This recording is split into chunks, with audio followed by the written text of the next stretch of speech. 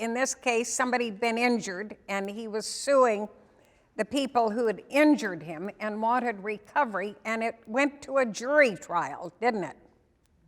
Have any of you ever watched a trial in a court where there was a jury? Raise your hands if you have. Yeah, one, yes, several have. And every state, if there's an issue of fact to be decided in a private case, normally allows the plaintiff to say, well, I would like to have a jury trial. And if so, people are chosen at random from the voter registration list to serve as jurors. And maybe it's going to be a 12-member jury, so they'll summon 30-some people to come to the court, and then the lawyers can question them, right? And then the lawyers have a choice in which of those 30-some people in the courtroom they want to select for the jury. And in this case, what happened in the Edmondson case? Well, the Leesville Construction Company decided to use 2 of its peremptory challenges to remove 2 potential jurors from the jury. And those 2 jurors were African American. And it was decided that the peremptory challenges were race-based. Yes, that was ultimately the decision, but you can understand the problem. Suppose the plaintiff in the case is African American, and suppose the potential jurors are there, and it turns out that the opponent, the defendant in the case, their lawyer, peremptorily challenges and removes every African American from the jury, potentially. And so there you are, you don't have anyone of your own race on the jury. Let me ask you this question. What do we have juries for anyway? We're pretty good judges. If we were down trying a case involving a homicide or a burglary or a drunk drive, what do we need jurors for? I mean, we know all this stuff. Having jurors is a way of representing the people in the court. Why is that important?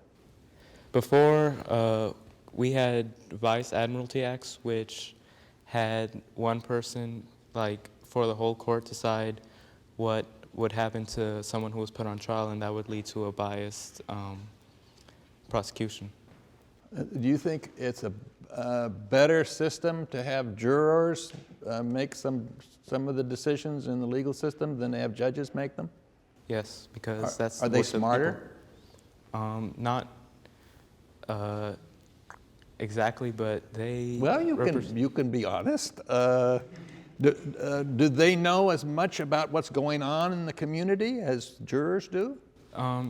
Jurors are more closer to the community because they are the community. They're America. Now, do we have a right in the Constitution to have a jury trial if we're a plaintiff? Do we have a right to a jury trial? We not only have a civic duty to be on a jury, but we have a civic right to be on the jury. Where in the Constitution do you have that jury trial right? In Amendment 6. Amendment 6 for criminal cases. We have criminal, which is different from that. We have criminal, which is the 6th Amendment for federal, incorporated into as to the states by the 14th Amendment Due Process Clause. Then we have civil juries, and we're talking about a civil jury here that's in the federal court where there's a jury trial right under the 7th Amendment, so there's a constitutional right to a jury trial in this case. And you think that this is important because it brings the citizens into the operation of the legal system. Suppose I'm driving my car and I have an auto accident and I'm injured, and I want to sue the person that I thought caused the accident, and I go to court with my case. I can have a jury trial. Suppose I'm African American, I'm the plaintiff and I'm suing, and a jury is picked, and the other side challenges and has removed from that jury panel every African American on the panel so that I don't have one left on my jury. Now, is that a violation of a constitutional right, do you think? What is that? What can you do about that? Yes?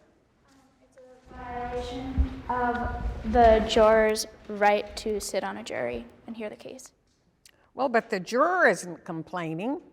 It's the other side, the other party. It's the party who's suing.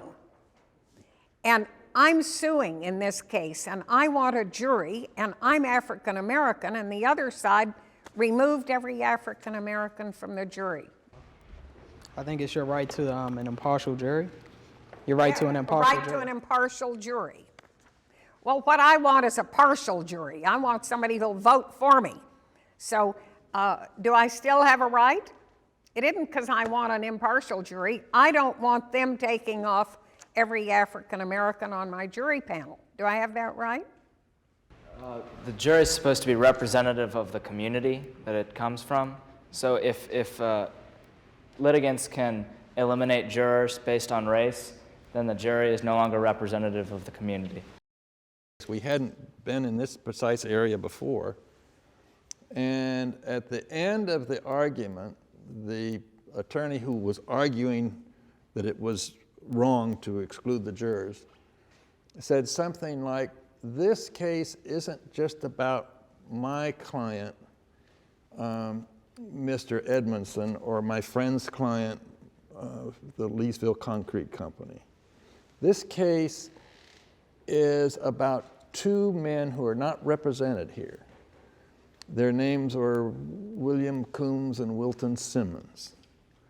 We don't know what their education was because they were excused without being asked any questions. We don't know where they lived, which town, because they were excused without being asked any questions. We don't know if they could be fair. We don't know if they could be impartial because they were excused without being asked any questions. We do know that on that day in 1987, in July, when they walked into a United States District Courtroom, they thought things had changed.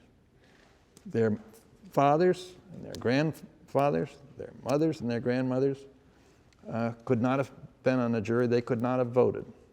But for them to be on a jury was as important as the right to vote. And when they walked into that courtroom, they thought things had changed.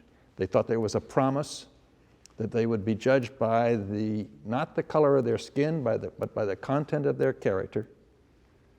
And we ask you to keep that promise. That was the essence of the argument.